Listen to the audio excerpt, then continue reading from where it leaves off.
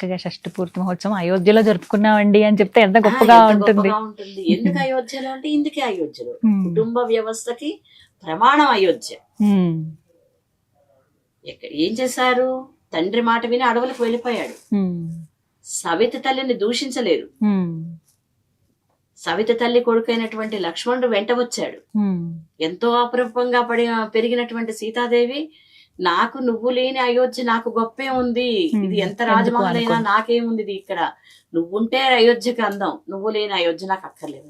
ఉమ్, మరి ఇప్పుడు నేను చాలా కష్టాలు పడుతున్నాను, ఫలానా దేశం పెడుతున్నాను, నువ్వు వస్తావంటే భార్య పెడుతుందా, నేను ఇక్కడ ఉంటానని మీరు వెళ్ళండి అంటే. వెళ్ళండి అని చెప్తారు. ఉమ్, మరి ఆవిడ అనలేదుగా, ఉమ్, వెళ్ళింది. ఆయన వెంటే. అంటే ఎలాగా చూడండి, అక్కడ ఆవిడ అడవులకు వెళ్ళాక కూడా మునిపత్రుల్ని ఋషిపత్రుల్ని అడిగింది.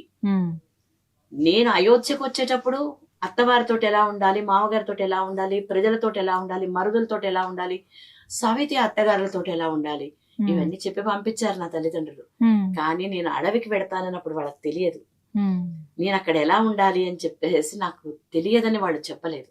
అందుకోసం అని చెప్పి ఋషిపత్రులను అడిగింది, ఉమ్, నేను ఇక్కడ ఎలా మసులుకోవాలి, నా భర్తతోటి ఎలా ఉండాలి, నా మరిదితోటి ఎలా ఉండాలి, పెద్దవాళ్ళ దగ్గర ఎలా ఉండాలి అని అక్కడ అడిగింది ఆవిడ. ఉమ్, అంతేకాని ఇవన్నీ నాకు తెలియదు, నేను రాలేనని అనలేదే.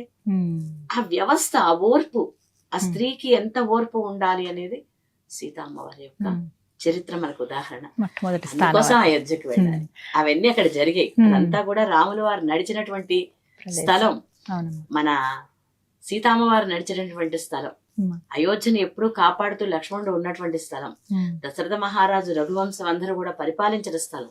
ఉమ్, అటువంటి చోట వెళ్ళి మనకి ఈ యోగం జరిగింది అంటే వీటిలన్నిటికీ ముందు కారణం మనందరం బతికుండగా అయోధ్య రావడం.